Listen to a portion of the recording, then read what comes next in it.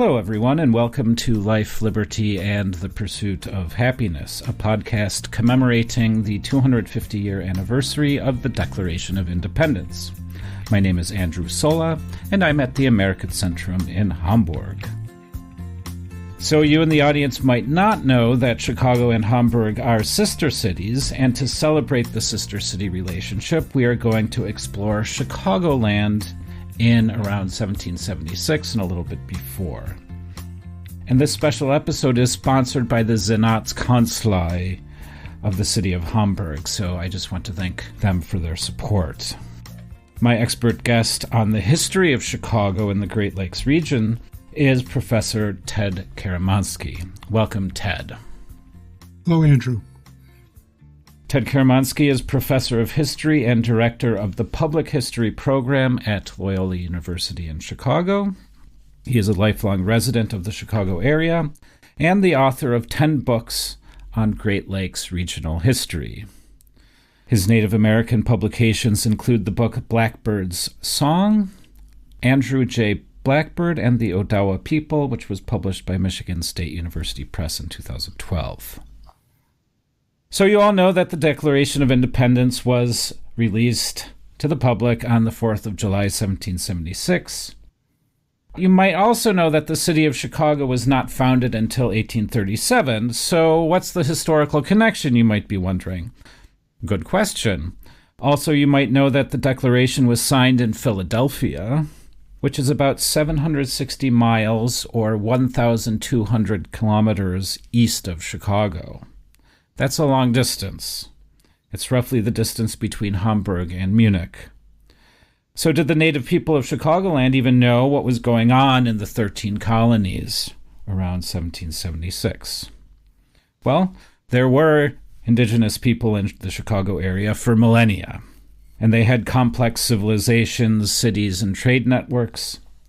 Indeed, as we learned in the second episode already in this series, obsidian points have been found around the Great Lakes, which proves that indigenous trade networks ranged thousands of miles into modern-day Mexico. Not only did native peoples have vast trade networks, but they built urban centers that rivaled the size of colonial cities and even European cities. So don't forget that in 1700, the combined population of the great colonial cities, Boston, New York, and Philadelphia, was only 13,000 people. At the same time, the Mandan tribe on the banks of the Missouri River had cities consisting of 10 to 20,000 people.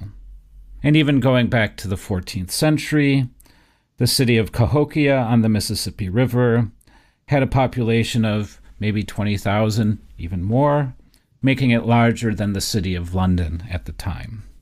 So these are some of the misconceptions we discussed in episode 2 about Native peoples. And today we're going to learn more about the Native peoples of Chicagoland.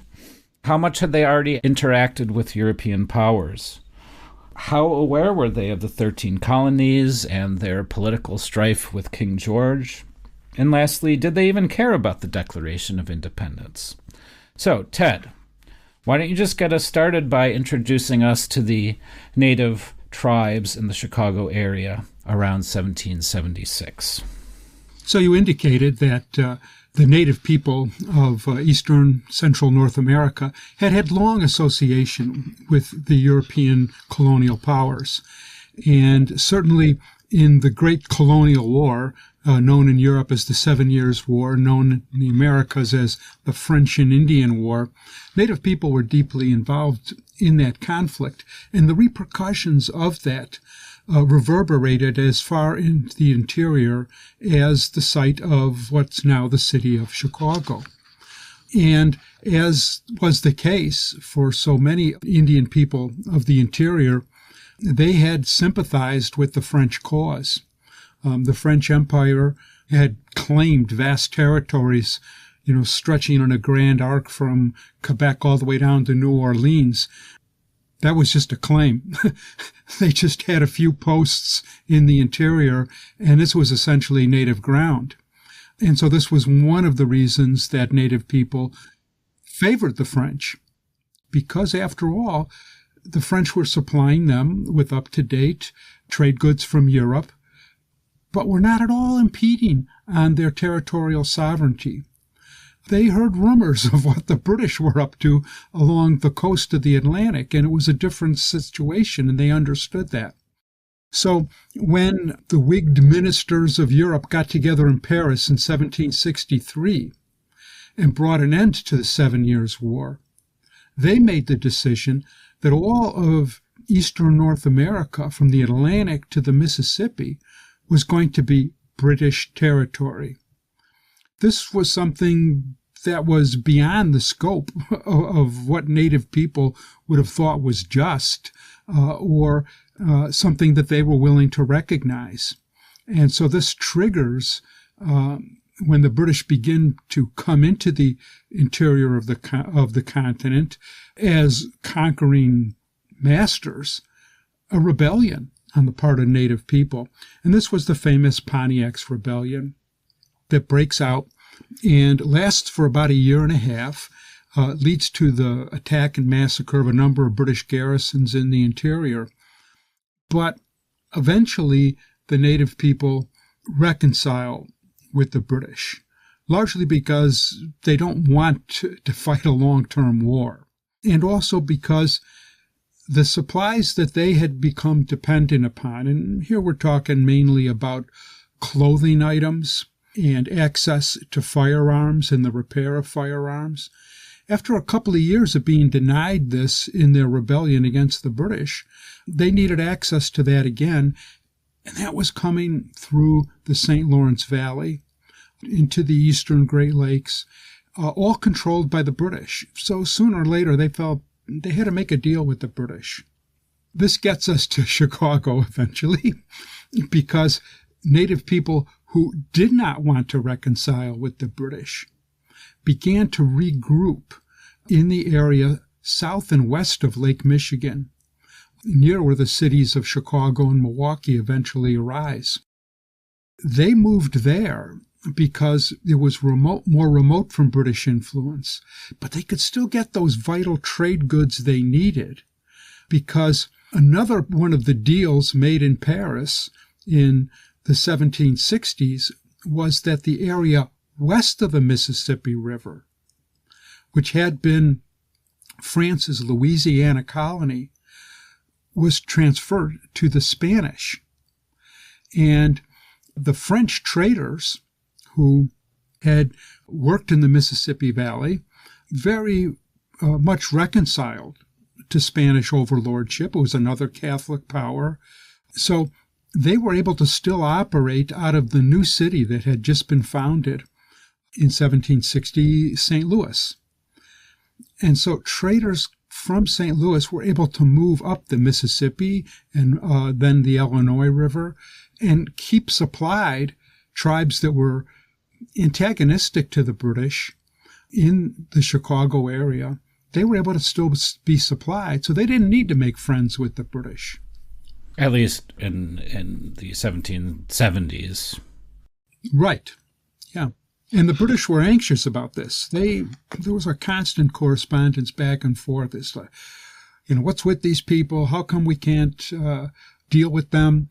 When English traders would try to come into the Chicago area or into northern Indiana, they would be attacked, robbed, and often murdered by the tribes who felt they were sending a message, Englishmen, we don't want you. Were those tribes pushed west? Yeah, it wasn't so much they were pushed west. The area south and west of Lake Michigan, for a considerable amount of time in the 18th century, had been the home of a group of people known as the Sauk or Fox Indians. And they had a long series of wars with some of the other Algonquin tribes who were allied with the French. And so from about 1713 to 1740, the area south and west of Lake Michigan was kind of a battleground. And so it wasn't safe for people really to live there. They'd pass through there, but nobody was really living there. The upshot of that was that the area had not been heavily trapped. The resources in that area had a chance to sort of recover. And By the time we get to the 1750s, 1760s, you have Odawa and Potawatomi people moving into that area because it's sort of an unclaimed niche. Interesting. So I think it's important to stress the point here, and you've been implying this, but the native peoples around Chicagoland had plenty of interactions prior to 1776 with French traders and with English traders, maybe going back 200 years, roughly? No, roughly. It began in 1673 when the French first come into the Illinois country, first passed through the area of the Chicago portage. So about 100 years they had had experienced European traders. Right. Good. Okay, you'd mentioned some of the tribes. Can we just maybe go through a little bit of what we know about each of those tribes in the Chicagoland area around that period?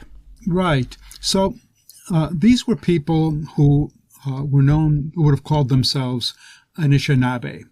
And the Anishinaabe people were what they called the Three Fires Confederacy.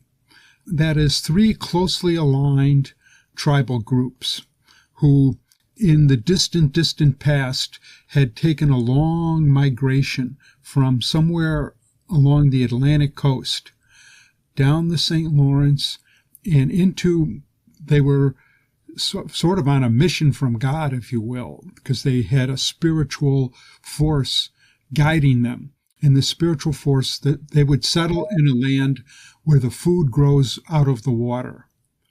And this was a place where wild rice would sprout, as well as a very abundant fishery. And so these three groups later become known historically as the Ojibwa, or Chippewa, sometimes they're known, the Odawa, or Ottawa, and the Potawatomi. And when they get to the area where Lake Huron and Lake Michigan come together, where the city of Mackinac, where Mackinac Island is today, there they split up. And the Potawatomi went south.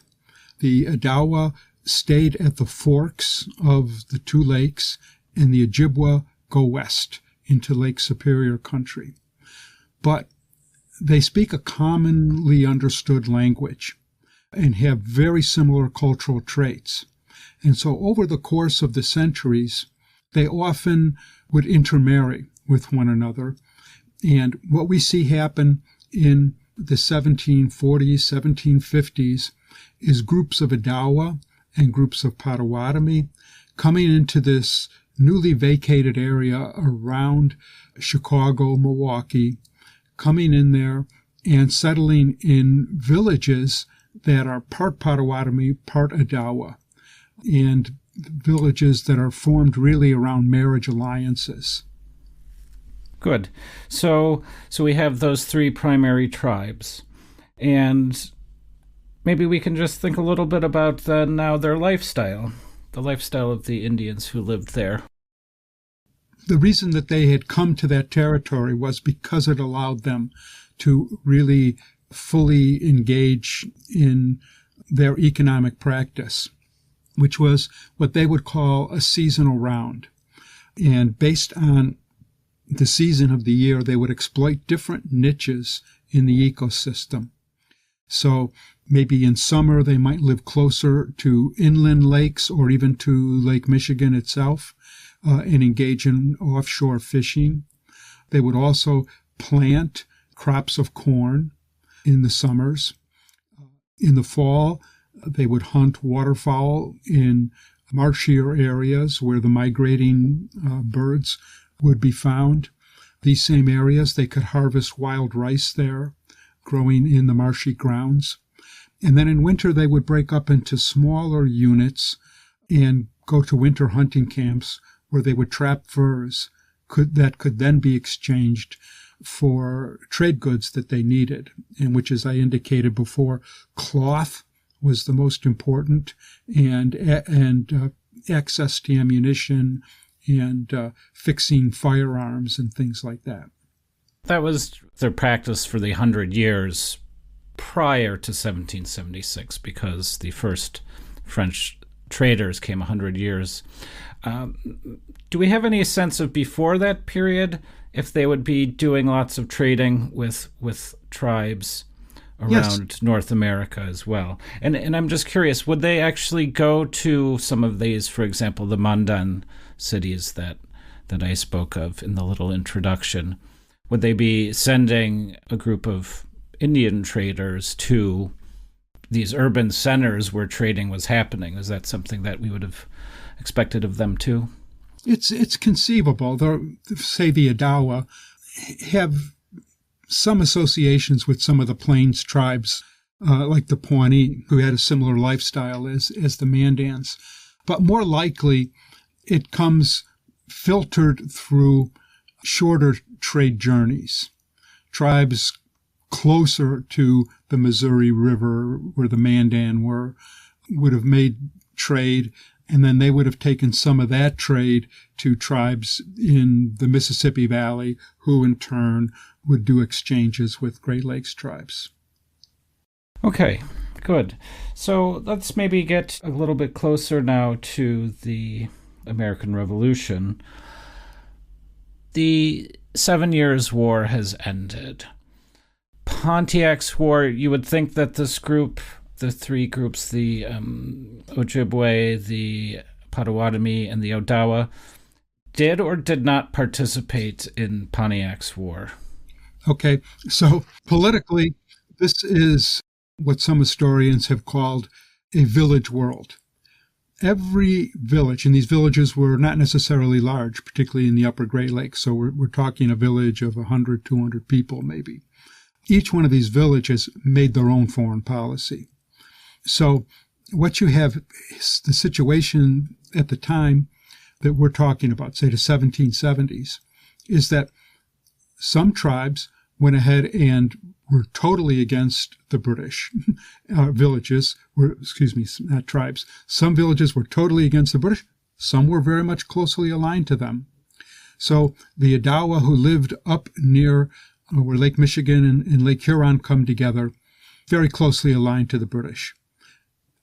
They've got cousins, brothers, and sisters down in Chicago who are totally against the British. So it varies back and forth. But basically, the further east you were, then the more likely you were to be reconciled to the British and closely allied with them economically.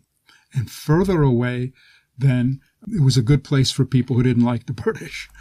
Okay, so would any of the three, I know you said that each village made its own foreign policy. Can we conceive of any of these tribes aligning with Pontiac directly? Oh, definitely. So, for example... And sending warriors?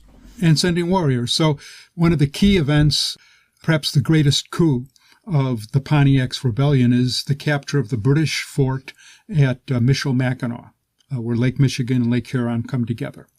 The closest tribe to that were the Odawa at L'Arbre Croche village. They don't want to attack the British. We're making friends with them, no problem. The Odawa, who live on the other side of the Straits of Mackinac, they decide they're going to attack the British garrison. And by stealth, they capture the fort and massacre or capture all the British troops there and traders.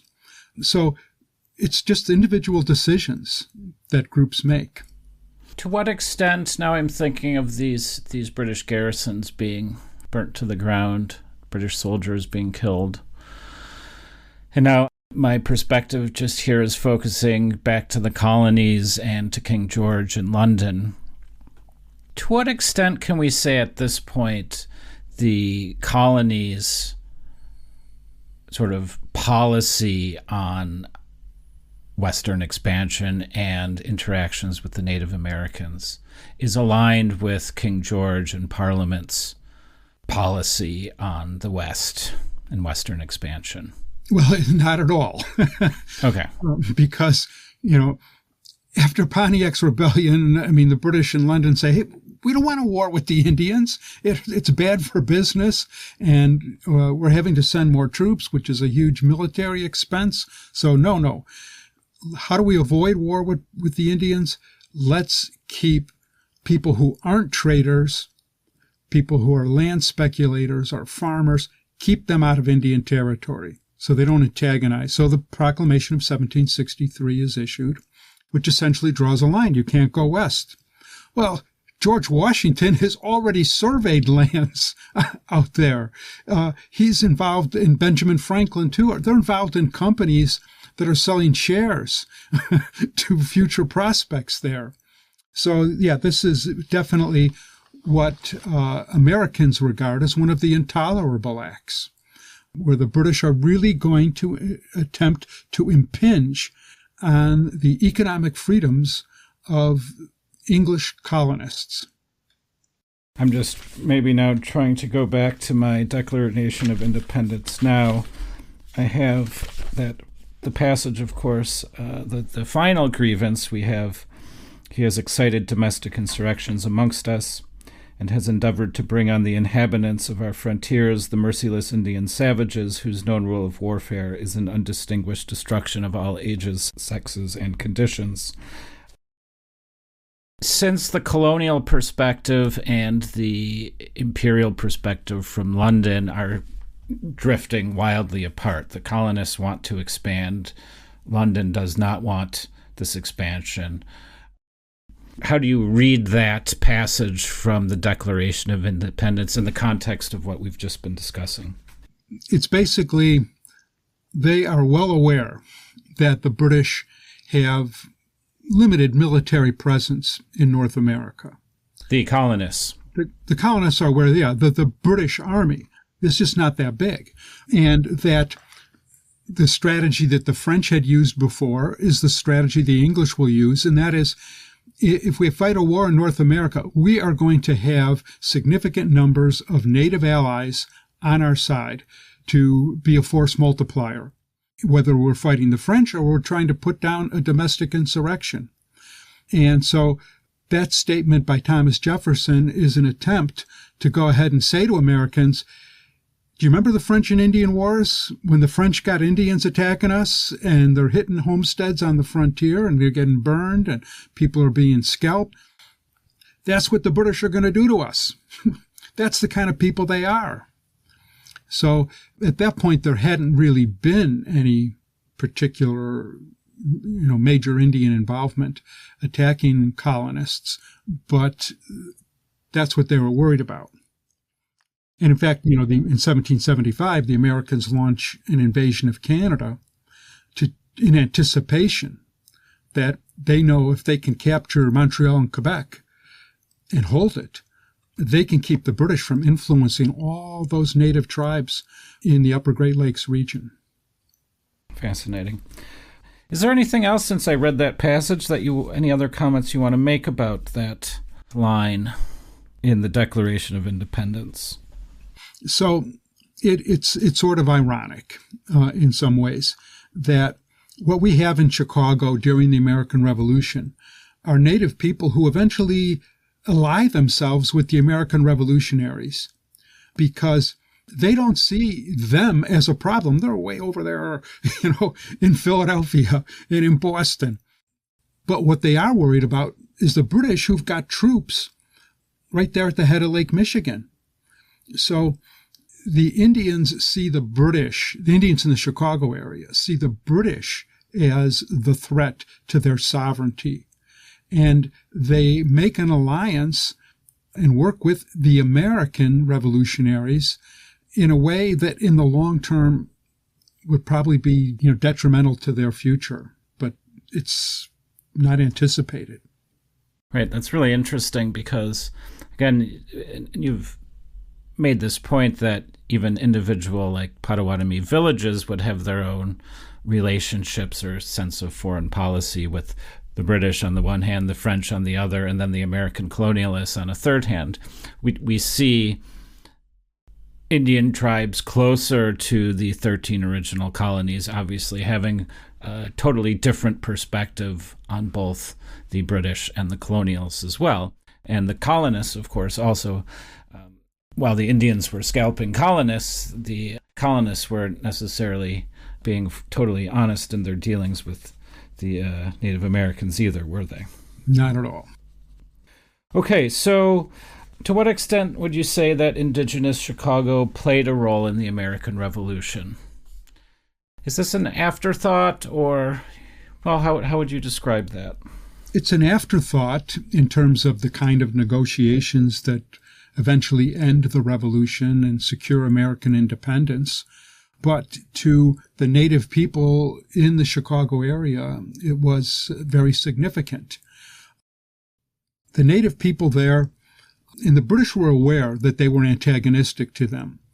And so they actually, in 1778, they send a ship into Lake Michigan along the shore where Chicago is and then up to Milwaukee with the anticipation of capturing a couple of the chiefs they know by name to be antagonistic to the British. But they're unsuccessful in this. Meanwhile, the colony of Virginia, the state of Virginia, I guess at that point, in 1778, sends an expedition down the Ohio River of a few hundred men to capture British garrisons in southern Illinois and southern Indiana. And those troops, led by a man by the name of George Rogers Clark, he understands also that there's these antagonistic chiefs up by Lake Michigan by the Chicago portage. And so he lays out a very substantial amount of money. He pays a French trader $200, which is the equivalent of $10,000 in today's money, to see if he can get some of these chiefs to come down and hold a council with him so they can plan joint military operations. This is successful. The British get wind of this, so they try to launch their own counterattack through Illinois, through Chicago, and across the Kankakee Portage, but they're not strong enough to really pull it off.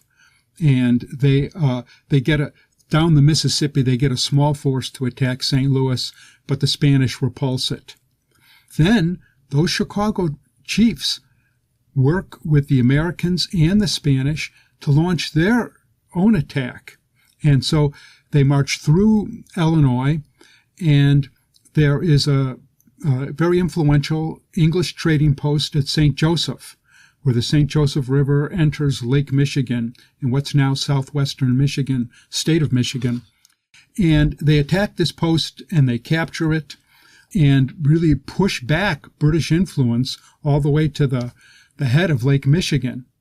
So these activities really go ahead and put the anti-British chiefs in the driver's seat. They really now are the ones who have the most influence in the region. They're being well supplied by the Spanish, who have also declared war on Great Britain as part of the American Revolution.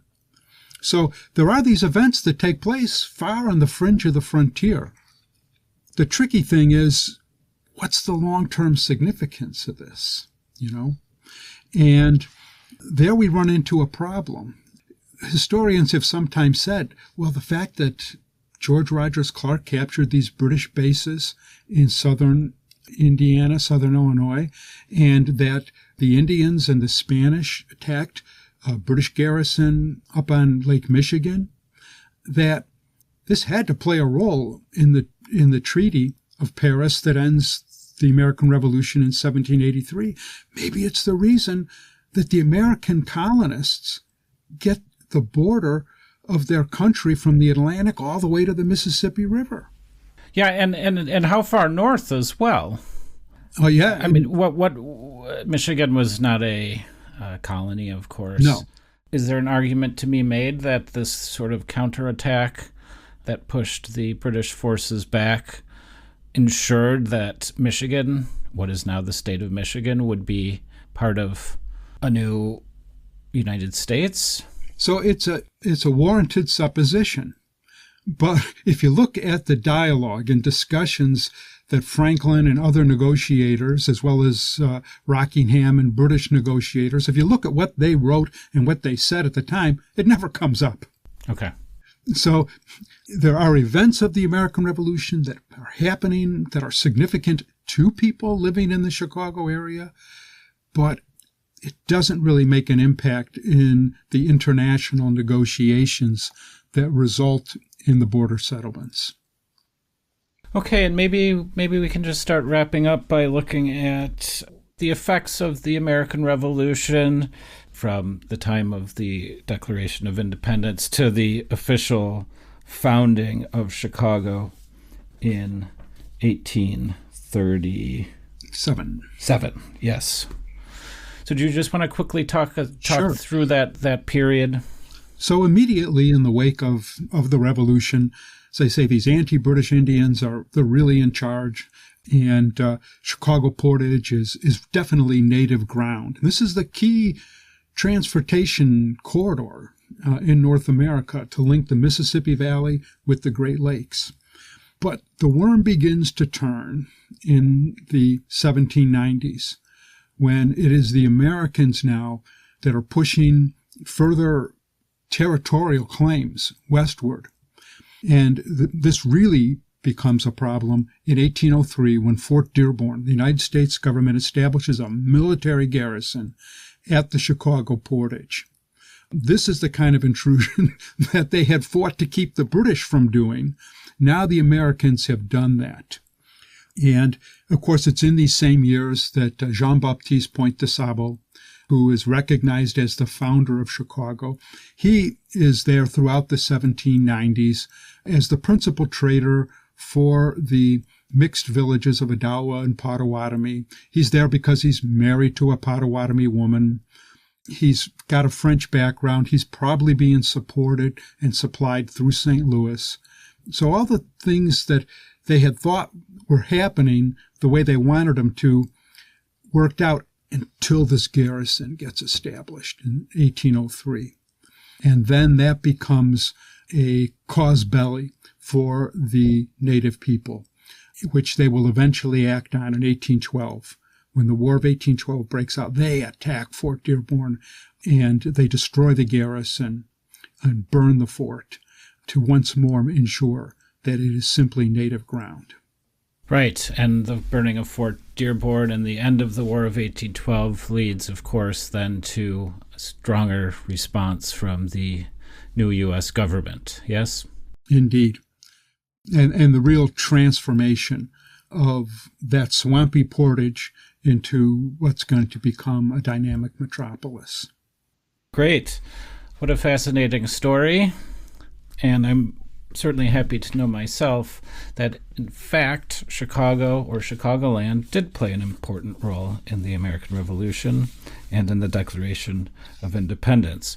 Ted, I ask all of my guests just to end by reflecting on the Declaration of Independence for the 250-year anniversary. So you're a historian.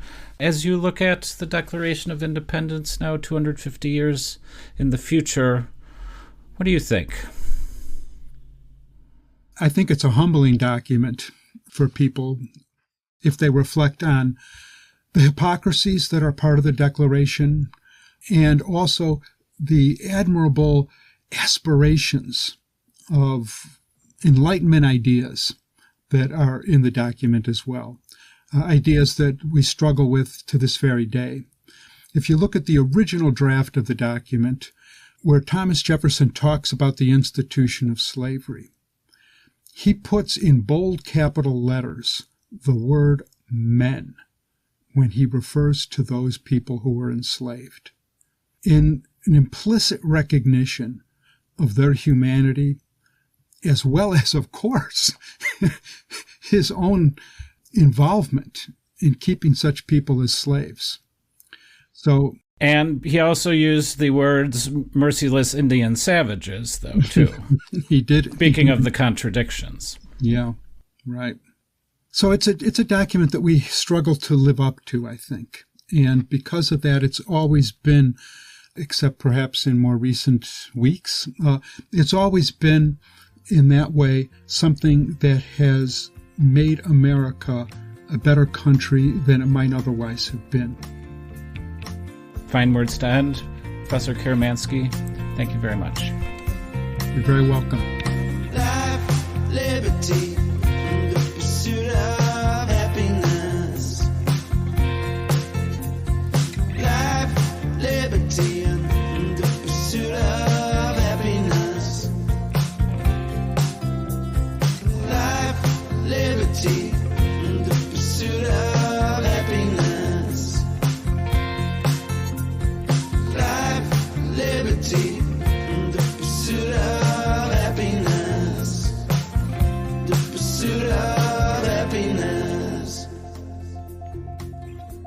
If you enjoyed this podcast and would like to support German-American friendship, why don't you visit us at our website, americatcentrum.de, where you can become a member and donate. The American Centrum is a nonpartisan and not-for-profit institution dedicated to strengthening the transatlantic relationship.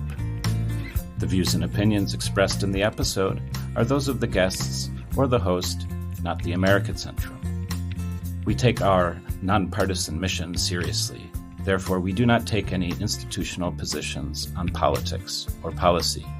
Learn more about us, become a member, and donate at americatcentrum.de. Thanks for listening.